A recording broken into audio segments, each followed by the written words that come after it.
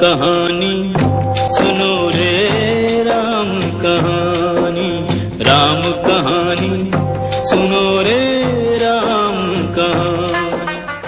सारे बाराती महाराज दशरथ बीच में, राम जी भी विराजमान, चारों दुल्हा उपस्थित। दृश्य कितना अनुपम है।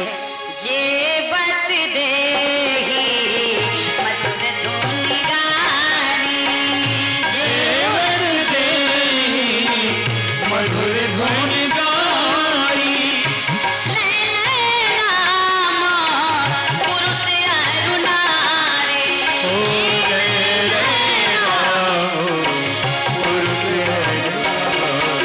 विवाह में गारी का बड़ा महत्व होता है। और आपने देखा होगा जब किसी का विवाह होता है,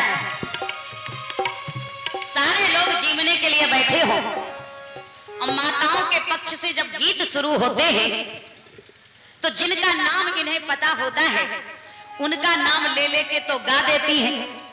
अब कुछ बाराती ऐसे भी बैठते हैं कि नहीं पता, तो कई जगह तो मैंने देखा कि चिट में लिख के बाराती नाम भेजते हैं कि हम रह गए अभी, मतलब हमारा भी नाम लेके खूब सुना। तो एक को मैंने देखा कि आप पर्ची में क्या लिख रहे हो, तो उन्होंने कहा कि नीलम जी बात यह कि हमारा नाम छूट गया। मैंने कहा छूट गया तो क्या हुआ, छूट जाने दो। कहा नहीं, भोजन नहीं पचेगा, भोजन में आनंद तब आएगा जब हमारा भी नामांकन पत्र माताओं की पार्टी में भरवा दिया जाए, इतना सुख मिलता है। देखो भाई, गारी का अपना एक स्थान होता है, एक समय होता है। वही गारी अगर चौराहे पे किसी को दे दो तो डंडा उठ जाएगा, झगड़ा हो जाए, लड़ाई हो जाए, युद्ध हो जाए। अब वही गारी अगर विवाह में दी जाए, कोई छूट जाए तो उसे बड़ा कष्ट होता कि हमारा नाम गायब क्यों हो गया। लो, ये है हमारा नाम, पढ़ो और गाओ। सारे बाराती मगन। महाराज दशरथ ने एक दृश्य देखा और उछल पड़े। समय सुहावन गारी विराजा, हसत राव सुन सहित समाज। भोजन करते करते गारी सुनाई जा रही है, तो गारी को सुन के दशरथ जी प्रसन्न क्यों हो? एक रहस्य आपको बताऊं, विवाह में गारी क्यों दी जाती है? इसलिए मानो माताएं वर पक्ष वालों को गारी देके संकेत करती हैं कि जैसे हम आपको गारी दे रही हैं और अगर कोई गड़बड़ कार्य कर दे, किसी को कुछ अपशब्द कह दे, जान के या अनजान के, तो उसे बेअक्ल समझ के, जैसे आपने हमें क्षमा कर दिया, मेरी बेटी को भी क्षमा कर देना। ये संकेत है एक गारी का कि आप हमारी गारी सुन के खुश हो रहे हो तो हमारी बेटी के ऊपर भी गुस्सा मत करना, उसे भी खुश होके स्वीकार कर लेना ताकि उसके भी जीवन का निर्वाह हो जाए। सो जेबत देही मधुर धुनि गाए, जेबत देही मधुर धुन गाए, नाम पुरुष अरु नारी,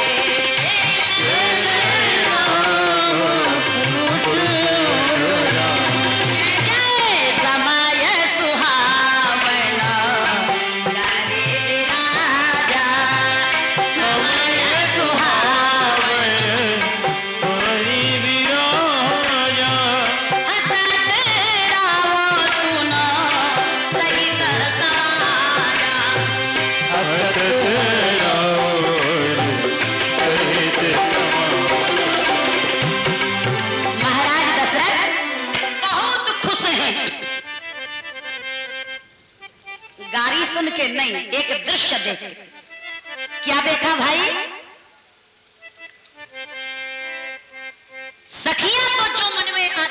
कहती हैं,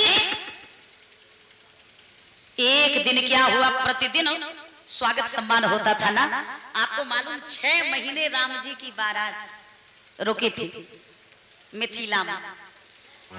आज तो जमाना कुछ ऐसा आ गया कि 24 घंटे की बात छोड़िए, 6 महीनों की कौन कहे, 6 घंटे बारातियों को संभालना मुश्किल हो जाता है। इसलिए तुरंत गए और कितने ही बाराती तो भाग खड़े होते हैं, रात्रि ठहर ही नहीं पाते। समय परिवर्तित हुआ, लेकिन धन्य है राम जी की बारात 6 महीने आनंद लेते रहे। तो प्रतिदिन कोई ना कोई घटना घटती है। मंडप के नीचे बैठे, एक दिन एक सखी दौड़ी दौड़ी सीता जी के पास गई, कहती है जानकी जी आज तो कमाल हो गया। क्या हुआ? तो उसने कहा कि आज की बात सुनो सजनी, आज की बात सुनो सजनी, मर ये प्रगट्यो ये कौतुक भारी, अजीवन लागो बरात जब सब नारी चढ़ी मिथिले से अटारी। हम सब मिथिलेश की अट्टालिका पर चढ़ के, छत पर चढ़ के बारात वालों के साथ महाराज दशरथ को गालियां देने लगे। सीता जी बोली ये तो मैं भी जानती हूँ, लेकिन हुआ क्या जो तुम इतना आश्चर्यचकित होके बता रही हो? उस सखी ने कहा सुनो जी, जब हम दशरथ जी को गालियां दे रही थी तो राम जी वहां बैठे थे। भगवान मर्यादा पुरुषोत्तम है, उन्हें कुछ अच्छा नहीं लगा और उन्होंने आज तक हम लोगों की ओर नहीं देखा, लेकिन पहली बार ऊपर देख दिया। लक्ष्मण जी ने राम जी से कहा कि ये बहुत गालियां दे रही हैं, खरी खोटी सुना रही हैं, आप ना तो बोलते हो और ना मुझे बोलने देते हो। तो राम जी ने कहा कि मैं ऐसा चमत्कार करूंगा कि बिना बोले ही सब कुछ हो जाएगा। सो भगवान ने क्या किया, ऊपर देखा। हुआ क्या? सखी बोली राम का रूप निहारत ही सब भूल गई बे गावन हारी। गाना भूली, बजाना भूली, लेकिन एक बड़ी विचित्र बात भूल गई। क्या भूली? कहा भूल गई। ऐसा भगवान के रूप का जादू चला कि भूल गई अवधेश को नामा, भूल गई अवधेश को नामा, सुदैन लगी मिथिलेश को गारी, देन लगी मिथिलेश को गारी। दशरथ जी को छोड़ के लगी जनक जी को गारी देने। सुनैना जी दौड़ के आई, पगला गई हो क्या? अपने ही बाप को गारी देने लगी। कहां चली गई तुम्हारी अकल? सखियों को होश आया, क्षमा करें माता, बहुत बड़ी गलती हो गई। जनक जी ने कहा कि तुमने हम ही को नहीं छोड़ा, अरे सजन समधी को गारी देनी चाहिए, हमें खरी खोटी सुना रही हो? बौरा गई हो क्या? मिथिलानियां रोने लगी, आंखों में प्रेमाश्रु भर के कहा महाराज जनक,